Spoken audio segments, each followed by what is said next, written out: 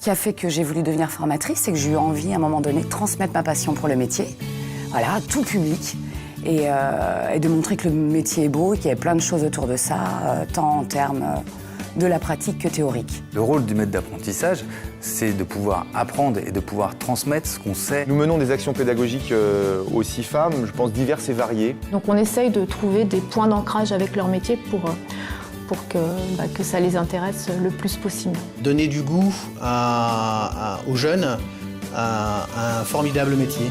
Ce qui est hyper intéressant dans le domaine de la pédagogie, c'est qu'on a cette capacité à pouvoir suivre un jeune du début jusqu'à la fin de sa formation.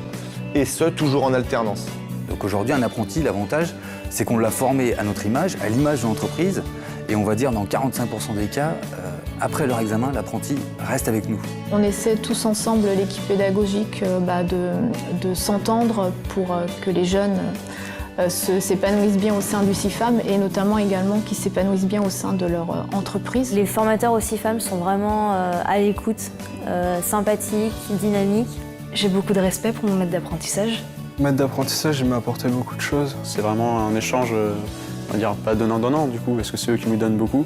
C'est des vrais professionnels, très agréables, très proches de l'élève, très abordables. Le CIFAM nous accompagne à la base dans la recherche des profils, parce qu'ils connaissent notre métier. Dans mon quotidien d'entreprise, j'aime bien que ça se passe sous bonne entente avec le personnel, donc mes collègues, comme avec le maître d'apprentissage.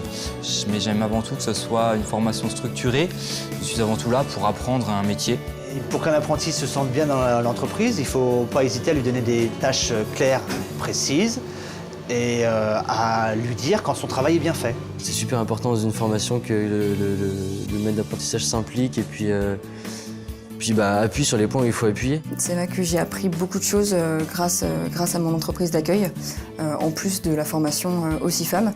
Pour ma part, je suis très bien accompagnée au niveau de l'apprentissage. Pendant nos services, on échange beaucoup, on parle beaucoup, on rigole.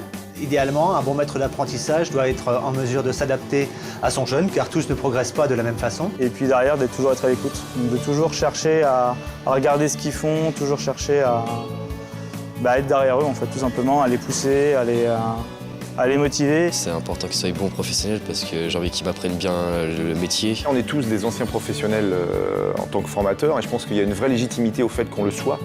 Ça nous apporte une vraie crédibilité par rapport à ce qu'on est censé faire. Je pense qu'un maître d'apprentissage, il doit être à l'écoute du jeune, de l'apprenti, sur le plan professionnel et puis personnel aussi du jeune, pour pouvoir le cerner. Moi, en tant qu'apprenti au CIFAM, ce que j'appréciais chez mon maître d'apprentissage, c'est le côté à me pousser à chercher l'excellence, en fait. L'intérêt pour nous, c'est aussi de former ensuite la prochaine génération. Le but du jeu, quand même, c'est que l'apprenti, quand il sort de chez nous, il ait un travail. Il ait un travail et qu'il soit qualifié. Les apprentis, pour moi, c'est un vrai vivier pour demain, en termes de recrutement.